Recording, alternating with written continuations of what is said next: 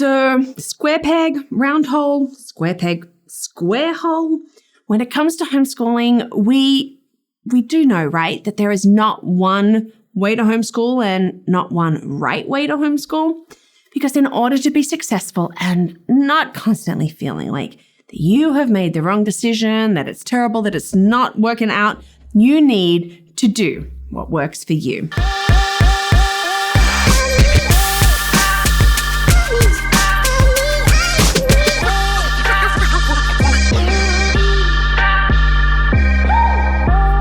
Hi, and welcome to Learning Life, and thank you so much for joining me as I continue looking at this, do what works for you.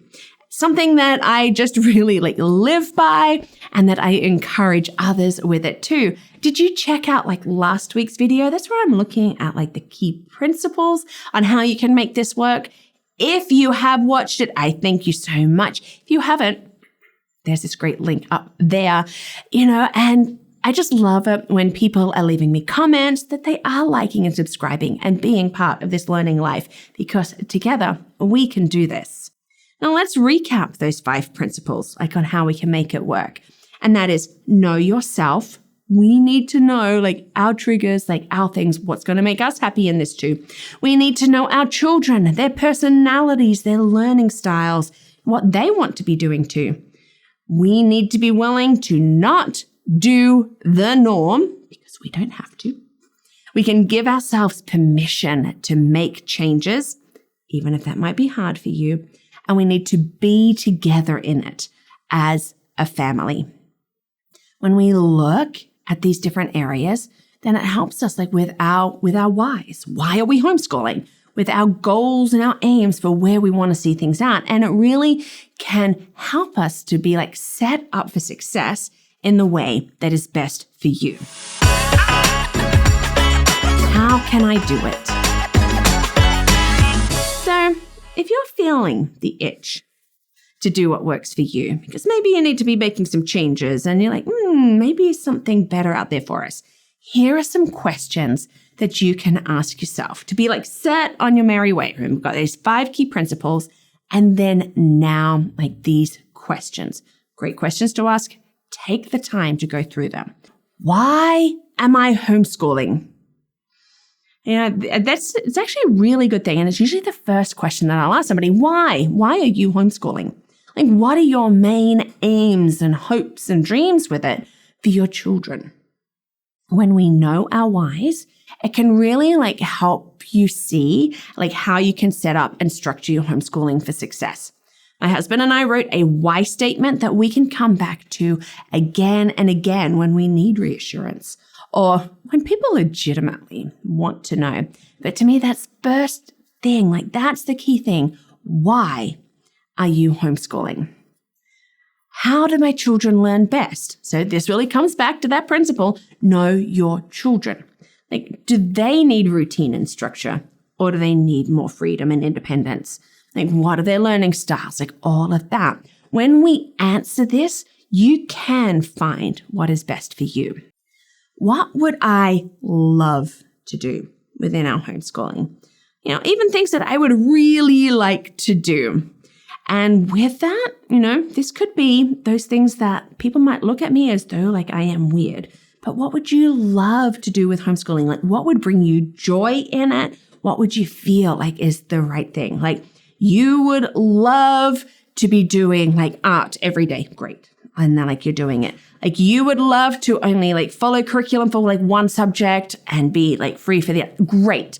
You do it. What would you love to do? And when you what are the things that your kids want to learn? In all of that, it needs to bring joy to your day. What is it your children would like to do? I always think it's best to get our children's input. This is their education, after all. When we're at school, we don't get input. We're told what to do, and those assignments and those assessments and projects, and here they're due, you do it. Your homework, you do it. But it's our children's education, and we want them to be actively engaged and involving. And now some of them might be not feasible, doing no schoolwork whatsoever. But, some of what they want to do might be a whole lot of fun. What is the best time of day for us to start learning? Some people are afternoon people. Some people are morning people. But this is really good, like working, like what's the best time of day? What do we need to add like into our day or our week? Like, do we have sport and dance and extracurricular and co-op and all of those other things? Like getting that and filtering that in and how that supports like your homeschooling and everything that the children are doing. Who am I in all of this? And how can I be me in the midst of all that I have to do? Again, know yourself. Like, who are you in this? It is important. And it can be hard to balance being the parent and the teacher, like to being the teacher, the guide, whatever it is, like that we have that, like that home and homeschool balance can be like tough at times. And, I like talking about this, like that we need to have that balance. Oh, check out up here because I did write a video. I do have a video on that one because like balancing that is great for our mental health, which is important.